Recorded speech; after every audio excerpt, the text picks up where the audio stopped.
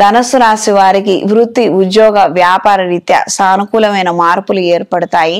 అనువంశికంగా రావాల్సినటువంటి ఆస్తిపాస్తుల విషయాలై చర్చలు, సమావేశాలు ఉపయుక్తంగా మారే అవకాశం ఉంటుంది.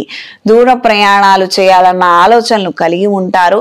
కొత్త రుణాలను తీసుకోవాలన్న ఆలోచనలు ఏర్పడే అవకాశం ఉంటుంది. వ్యాపార రీత్యా తీసుకునే నిర్ణయాలలో తగు జాగ్రత్తలు అవసరం. కొంతమంది తెలియని వ్యక్తులు ఇచ్చినటువంటి సమాచారం కారణం చేత కొంతకాలం ఇబ్బంది పడే అవకాశము లేదా కొంత నష్టపోయే అవకాశం ఉండవచ్చు. ఇది గ్రహించి మెలగండి.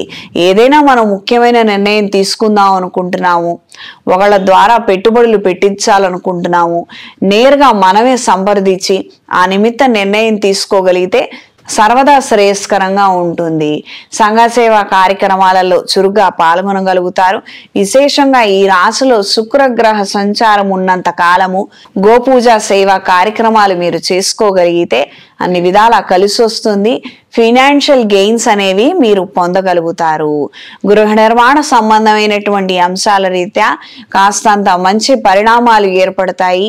ఉన్నటువంటి బాధ్యతలను కొత్త వాళ్ళకి ఇచ్చి సరైన సమయానికి సరైనటువంటి మంచి పరిణామాలను చూడగలుగుతారు.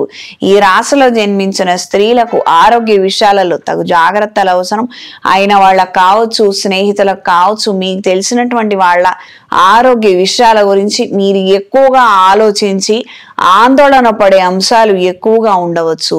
వాళ్ళ పరిస్థితి బాగుంది కానీ చేజేతులారా చెడగొట్టుకుంటున్నారు, ఇదెక్కడి చోద్యము, అలా చెయ్యొద్దు, అలా చేయడం వల్ల నష్టం కలుగుతుందని మీరు ఎంత వాపోయినప్పటికీ వాళ్ళు వినిపించుకోకపోవచ్చు. ఈ నేపథ్యంలో కాస్తంత ఆందోళనకరమైనటువంటి అంశాలు తారసపడతాయి. నర్సరీలు నడిపే వారికి, వ్యవసాయదారులకు కాలం అనుకూలంగా ఉంటుంది. కొత్తగా స్థలాన్ని తీసుకొని అభివృద్ధి చేయాలన్న ఆలోచనలు కూడా ముడిపడతాయి. ఈ రాశిలో జన్మించిన వారికి ఈ వారం కలిసొచ్చే రంగు లేత నీలం రంగు, కలిసొచ్చే దిక్కు తూర్పు, కలిసొచ్చే సంఖ్య 3.